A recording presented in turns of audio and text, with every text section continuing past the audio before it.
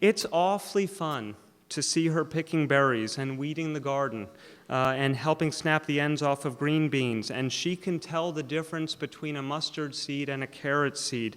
As more of our local schools recognize a basic knowledge of kitchen and garden chores is as important as anything our kids learn in school today, and prepares them to be the good eaters of tomorrow.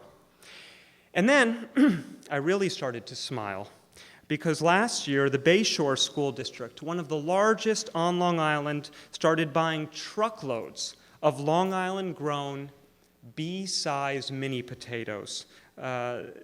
These are the little, thin-skinned spuds that used to be used to make knishes and for other processing. They were considered rejects, but they're actually perfect for roasting whole, unpeeled, and then served to be gobbled up by school kids, probably with ketchup most of the time. But picked up by other schools on Long Island, this is the first new market for Long Island potatoes in generations. Here's the school administrator, Janet Sklar, who made it all happen. And she has now managed to organize 45 school districts on Long Island into a co-op to purchase local potatoes and other produce. It's now one of the largest farm-to-school projects in the nation.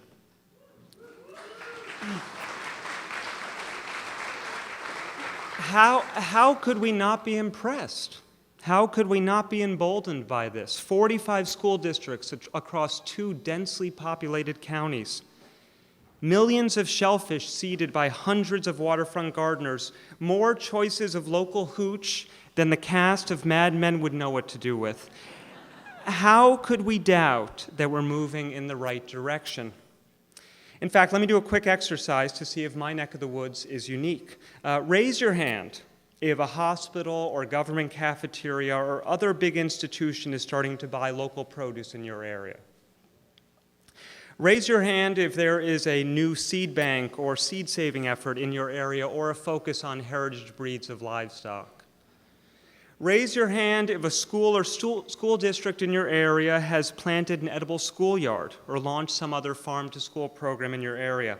Now, I knew you were all going to raise your hands before I asked the question, because the Edible magazine I edit is part of a national network of magazines, all with the shared mission to chronicle their local food and drink community. This network started in 2002 in Ojai, California, and it now includes 75 magazines coast to coast. Here you see some of the covers, including Pennsylvania ramps from edible Allegheny, Ossabaw hogs from edible Iowa River Valley, and plums from edible Pioneer Valley. There are 11 in the great state of California alone, including the very, very local edible Monterey Bay, which I've seen kicking around somewhere here. The just launched edible Silicon Valley and edible Shasta Butte in the Great White North. It's a concept that seems to appeal everywhere, in small towns, in big cities, on the coasts and in the heartland, in red states and blue states. Edible magazines are locally owned, locally published, locally distributed, and supported almost entirely by local advertising. We mimic the local food systems that we're chronicling. They're also supported by readers who are making food and drink experiences a bigger part of their lives every day. They are the people signing up for workplace CSAs, who are making kombucha at home, who are helping to launch the edible schoolyard at their child's school. Each of my fellow publishers can point to positive examples, just like I pointed to from my area, that inspire them every day. But you know what? And now I'm going to break your heart. It's still not enough. It's still not enough, because we are still a minority. However you slice it, we are still a minority. A 2010 report from the Kellogg Foundation estimated that the share of the American food supply that is broadly defined as good, meaning local or humanely raised or organic or meeting some other eco-certification, is just 1 to 2%. A USDA estimate from last year put the local food economy at between 1 and 3%. The Hartman Group, a large consumer research firm, has pointed to sustainable food as an important trend in the American marketplace for each of the last 5 years, And by their best estimates, they agree that this trend still represents under 5% of the American food economy. Under 5%. For all this growth, we have only scratched the surface. And this is a problem because agriculture is still the single biggest way in which humanity touches the planet. Farming occupies about 40% of the Earth's landmass, uses 75% of its water, and growing, processing, shipping, and eating food are responsible for about 33% of our greenhouse gas emissions. So we cannot have a sustainable future without a sustainable agriculture. The stakes are higher still because after hearing dire predictions of how climate change will disrupt the temperature and rain patterns that farmers have come to depend on for hundreds, if not thousands of years, it's troubling that crop scientists have shifted from using the future tense to talking in the present. They are already documenting 5 to 10% losses in yield as a result of warmer temperatures and less predictable rainfall in Asia, in Africa, here in the Americas. As if that wasn't enough, most recently, the power of the world's financial sector has emerged as a new threat to our food system. A new breed of speculators are dabbling in commodity trading, large international land purchases, and other gambles that have provoked great instability in global food prices. Global food price spikes are no longer an occasional phenomenon. They are a new normal. They are a new normal, not unlike oil prices, with no sign of prices going down. And it's worse even than this, because our food is shrinking. Our food is actually getting smaller. A pint of Ben & Jerry's is no longer a pint. A pound loaf of bread is now less than a pound. We are on the verge of food price inflation in this country like we have never seen before. Our food system is fragile in ways that we're just beginning to understand. Consider the fact that the best data we have show that our major fruits and vegetables and grains have fewer nutrients today than they did half a century ago. This is from a survey done by the Organic Center, and you can find the complete study on their website. It found that as crop breeders have selected for higher yield, longer shelf life, and other commercial traits, they've inadvertently selected away from nutrient density. Crops raised on a steady diet of chemical fertilizer tend to put on water weight. They don't accumulate nutrients, compared with crops nourished with compost and more complex organic fertilizers. And plants propped up with pesticides don't end up producing the quantities and diversity of phytochemicals and vitamins and other nutrients that plants naturally produce as part of their response to pests and disease. And what about the mysterious spike in food allergies now being documented throughout the world, which also seems to be a result of changes in the way we grow food? Here is what researchers and bakers are now saying about gluten sensitivity and intolerance, among the fastest growing syndromes. As crop breeders have selected for wheat with a higher yield, more responsiveness to fertilizer, and certain traits desired by large-scale bakers, the nutritional composition of that wheat has changed. This is not the wheat of yesteryear. And our daily bread has changed as well. While a given loaf of bread used to be made with many grains, from wheat to barley to oats to millet, today, more often than not, our bread is made with 100% wheat flour, which is more likely to trigger an allergic reaction. And it turns out, and this is, I think, the most interesting part, fermented breads or traditional sourdoughs have a tiny fraction of the gluten allergen compared to their industrial counterparts. The process of fermentation breaks down the allergen, whereas factory-made wonder-style bread that is made rapidly, does virtually nothing to make the wheat more digestible. Our food system is also politically fragile, as we've learned time and again, and most recently when Prop 37 was defeated by a narrow margin. Pam Leary, the organizer behind Prop 37, is speaking tomorrow. We should thank her for bringing this to our national attention. This proposition catalyzed a national conversation, and not just about the right to know what's in our food, but also about who makes decisions in our food system and why we still need more allies, and that some food brands remain willing and able to spend $1 million a day or more for nearly 2 months rather than listen to what more and more American eaters want. Now, back east, we have our own battle with food misinformation as gas companies push rural communities to embrace fracking and as politicians have yet to ban it. In New York, a coalition of thousands of chefs and restaurant workers have banded together under the Chefs for the Marcellus campaign, arguing to the governor that regardless of any short-term benefits, fracking will endanger the market for Empire State produce. The celebrated Omegang Brewery is threatening to pull up roots and leave Cooperstown. The Park Slope Food Co-op in Brooklyn, which has 100,000 members, has organized a letter-writing campaign noting that it will stop buying from organic farms in the region. And yet we have still not banned fracking on some of our best farmland in New York and throughout the country. Smack dab in the middle of the watershed that provides drinking water for nearly 15 million New Yorkers. It's like a form of landscape suicide. It makes no sense. So these are a few of the reasons why I've grown impatient. I used to be fond of the expression, think globally, act locally, but I don't think it's enough anymore.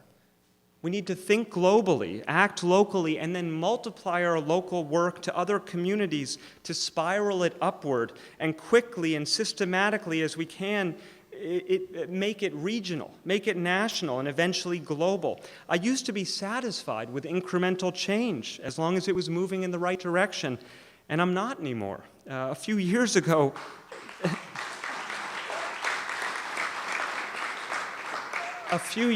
Walmart made a big to-do about assembling the largest pyramid of local apples in the history of New York. I was impressed, but I'm not anymore. We need radical transformational change, not Walmart creating a local buying program for a few % of its produce and creating the largest apple display in the history of the state, but Walmart buying 20% or 30% or more of its produce regionally, or getting out of the food business entirely.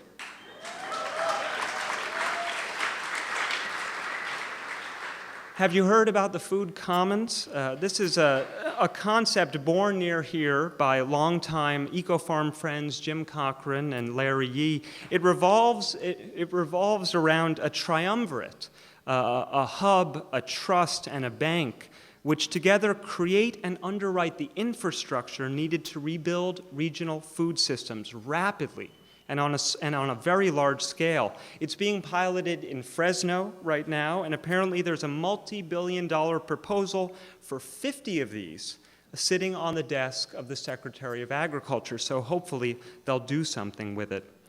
Now, these radically different new models are required because we face such massive threats to our climate, to our economy, to our food culture. They need to work in multiple settings at a large scale, and they need to address multiple problems at the same time. We can't wait any longer. To make an analogy to health, what we need is not more Band-Aids. We need radical lifestyle changes if we're going to survive.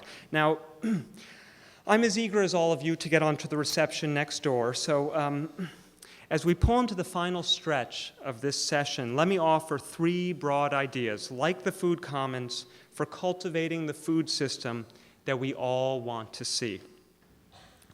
First, shift your focus from producing more food on this planet to using every pound, every calorie, every ounce better. We constantly hear projections that the world will need to double global food production in coming decades, but our money will be better spent cutting down on food waste, which can total food waste can total an astonishing 25 to 50% of the harvest, whether you're talking about Africa or the United States. Really a staggering figure, considering how much the world invests in boosting production in the first place. Food waste is an insidious problem. It's not going to be easy to tackle because it's spread throughout the food chain. Part of the loss happens on the farm, part of it happens in storage, part of it happens in shipping, it happens in our households. But there are innovations at every level of the chain that can reduce this waste and that are often simple and inexpensive. Consider this, a triple-layer plastic bag developed by Purdue University in conjunction with African scientists for protecting cowpeas from pests. The bag costs just $2, and it can increase cowpea farmers' incomes by $150 a year. In West Africa alone, improved storage of cowpeas would be worth $255 million a year to some of the poorest farming communities in the world. Or, in this country, consider that the largest dumpling and fortune cookie maker in Brooklyn, which supplies Chinatowns up and down the East Coast, recently cut its ingredients use by 25%, its raw materials use by 25%, and its cardboard and paper use by 75%, by changing the size of its products and by changing the type of packaging it's using.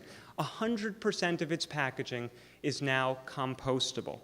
This saved them money. It was a very small investment they had to make in this shift, and it's saving them tons of money.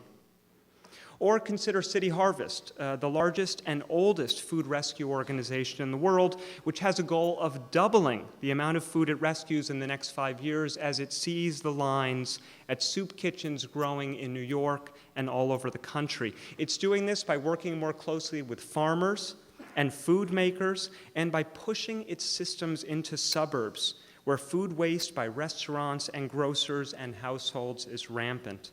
Also in New York City, because I have to throw in an example related to drinking again, where there are now dozens of breweries and growing, Mayor Bloomberg is considering investing in a biodigester to turn the growing mountains of spent grain created in the city into city energy and city compost, instead of the brewers having to pay for it to be carted to far-off landfills.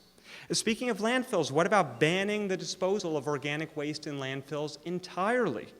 What about banning... This would reverberate throughout the food chain. Think of the changes that would happen in the way that supermarkets use by labels and best use and expiration dates, the way farms deal with seconds and damaged fruit, the way households deal with leftovers. As we consider waste at every level of the food chain, the solutions might sometimes surprise us. I think of the photos from Denise's home farm and community. We know that in the Midwest, on corn and soybean farms, an ungodly amount of nitrogen fertilizer is wasted when it runs off of fields into the Mississippi River. But did you know that adding just one crop to that very simple rotation, a winter rye or other grass, can cut nitrogen leaching by 60%? Add hedgerows and tree crops and more diversity, and we cut that waste even more. We have to deploy all of our agroecological tools, all of our knowledge to reduce waste in this way. Second, we must consider climate change. We must consider climate change at every level of our food decision-making, from the farm all the way up to national food policy. Let's start by creating real incentives and programs to pay farmers for storing carbon in their soils and on their land.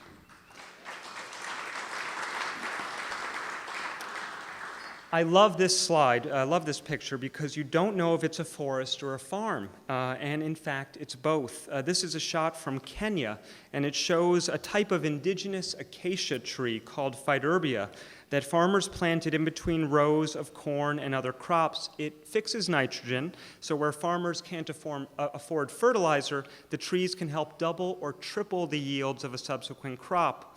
The leaves and branches can also be used for animal feed and fuel, and the trees help buffer farms against extreme heat and drought. This is what it looks like after about 2 decades.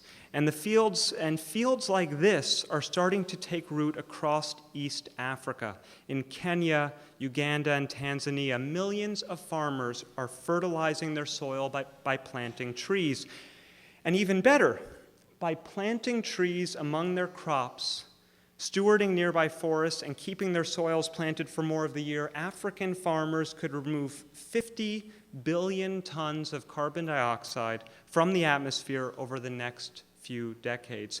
To put that in perspective, that 50 billion tons of carbon is like eliminating an entire year's worth of the world's greenhouse gas emissions, and it would be a generous contribution from a region that emits a tiny share of these gases. And what would happen if farmers everywhere began to plant their fields with that in mind?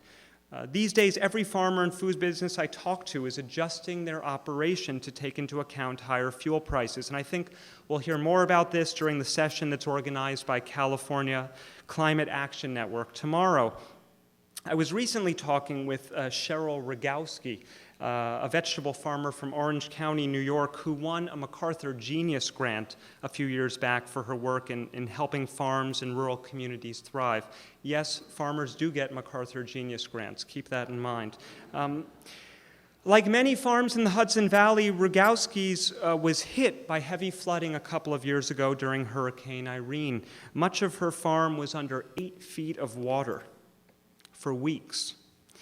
After cleaning up and digging out, Rogowski's attention turned to what she called weather management. She took the obvious steps. She relocated her greenhouses and other important structures to the highest ground on the farm, but she's also redoubling her efforts to extend her growing season, assuming that winters are going to be less severe, and to build the supply of vegetables that she can sell throughout the year. She's shifting away from crops that are the most temperature sensitive, and she's looking for crop varieties and types of crops that can deal with extremes of heat and drought. To hear Cheryl and other growers talk about that flooding, which took 80% of the crop in some counties, it's become less a story of loss and destruction than one of resilience and a wake-up call to diversify the farm in order to make it more robust for future flooding and other threats. As our fuel economy in this country transforms, local food systems, regional food systems are going to get a great boost, but that doesn't mean we don't need to plan ahead and respond. The largest food distributor on Long Island, J. King's, recently announced it was breaking its longtime ties with California lettuce growers because higher fuel costs had made that lettuce excessively expensive and made the local lettuce more competitive. And have you seen this from Organic Valley, their New York Fresh label? This is milk raised, bottled, and sold entirely and exclusively in New York State. And because it doesn't have to travel far, it's not ultra-pasteurized, which most of the milk in supermarkets is today. Organic Valley is a national cooperative, a national company, but they're rolling out local labels like this not just because consumers are interested in them, but because it sees the value in supporting local bottling plants and decentralized infrastructure that can help them cope with spikes in fuel prices, and consumers get fresher milk. Third, in what is emerging, I think, as the holy grail of this transformation, given our nation's serious healthcare burden, we have to meld the food community and the healthcare community in every way possible.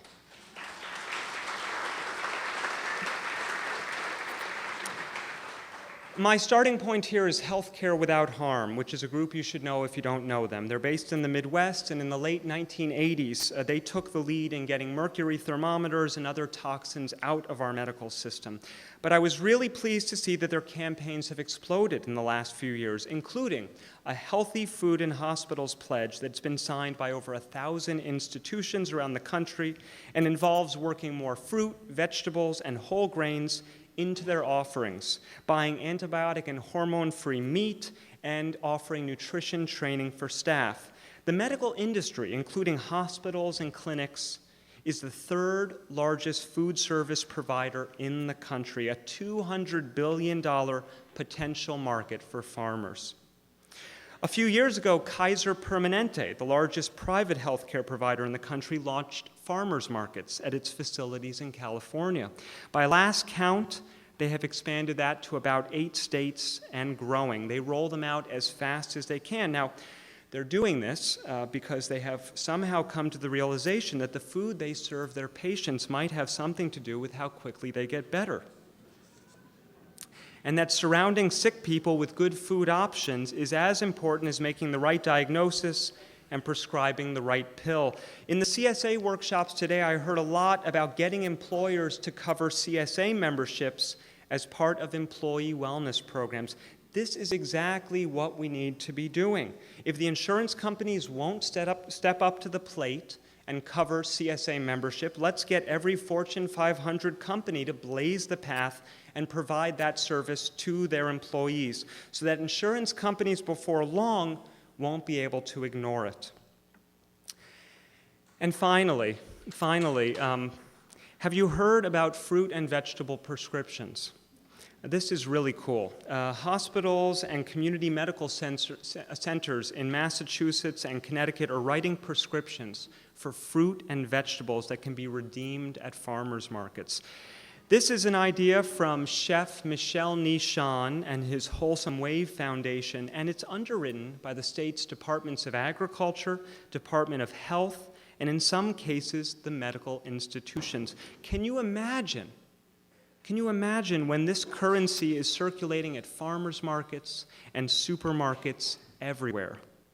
Well, you should. You should imagine that. In fact, as you spread out over the next few days and soak in knowledge and plan how you're going to take what you learn back back home and give it life on your farm, in your business, I want to urge you to think big. To think bigger than you can ever imagine, because farming is the industry and the endeavor that is most sacred and most central to our existence today and our existence for generations to come. It's farmers who can help shrink our massive healthcare bill. It's farmers who can jumpstart a stagnant economy. It's farmers who can even save us from climate change. It is true, food can change the world. And we must expect no less from what we grow and what we eat. Thank you.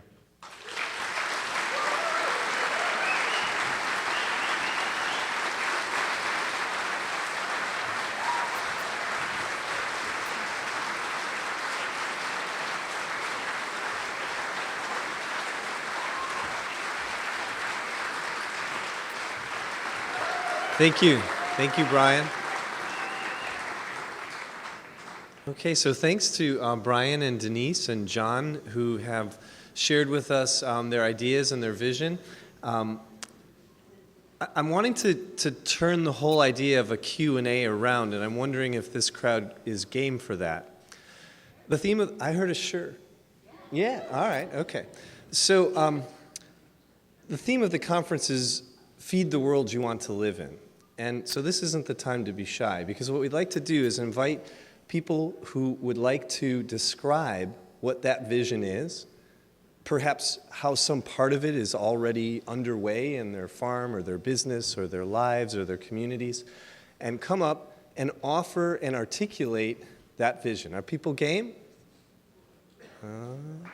People? Yeah, well, I heard, yeah. Okay, so people will come on up and line up. We're going to give you the mic for 5 seconds, 15 seconds, and tell all of us and share with all of us, what does the world you want to live in look like?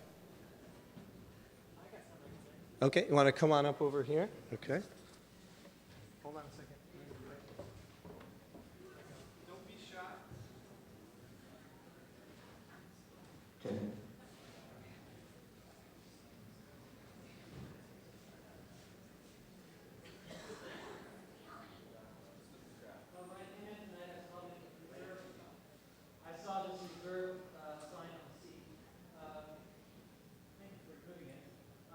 But it made me think, if any of you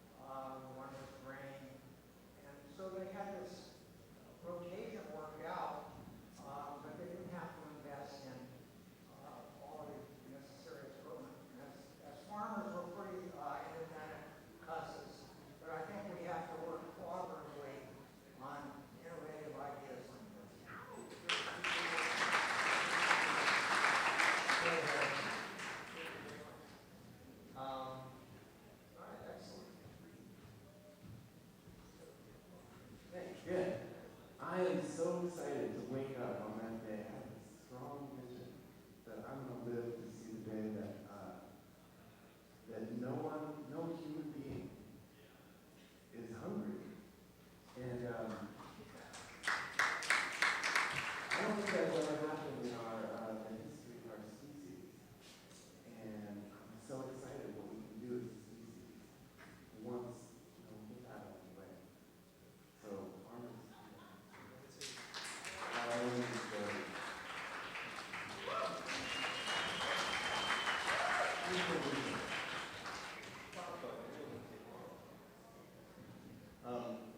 Some wisdom was imparted to me, and I cannot remember who it was that said it, but the person said to me, it's okay if a project starts out easy, but if after a few years it remains so, there's a problem.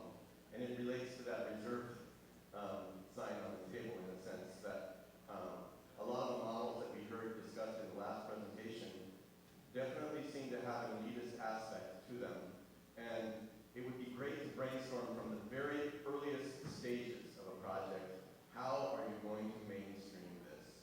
And how are you going to make it relevant to more people outside your own narrow socioeconomic strata?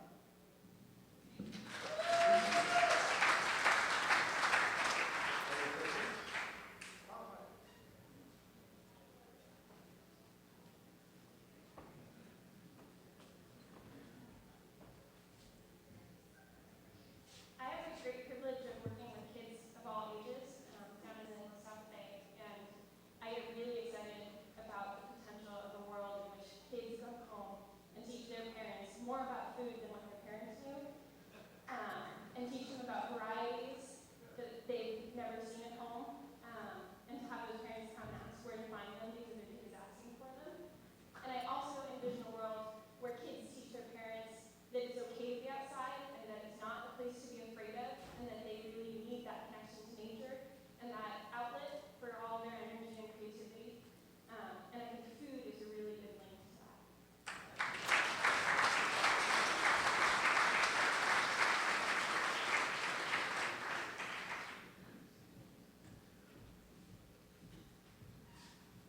Well, I like the idea that no one goes hungry, and I also like the idea that feeding people builds community.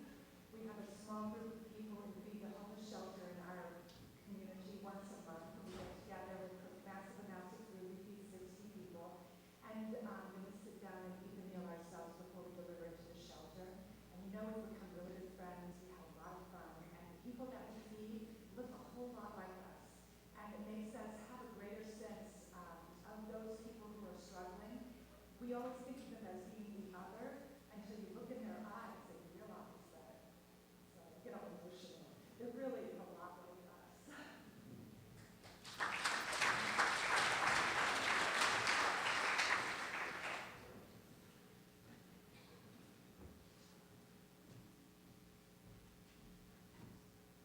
you. I'm not a farmer, I'm a physician, and I harvest and grow people. And I have to tell you, your movement has more effect than you realize. I'm an obstetrician gynecologist, and the American College of OB/GYN is now recommending that counseling on organic foods for pregnant women is now the standard of care.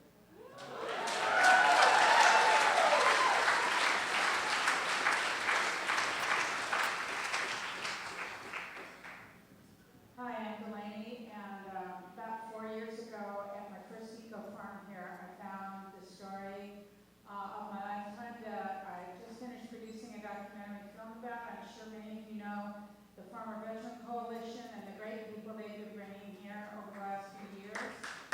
So I see a world in which we help our warriors come home and turn back to the soil. These guys and gals are really working with organic because they've connected the dots of sustainability and food security and national security.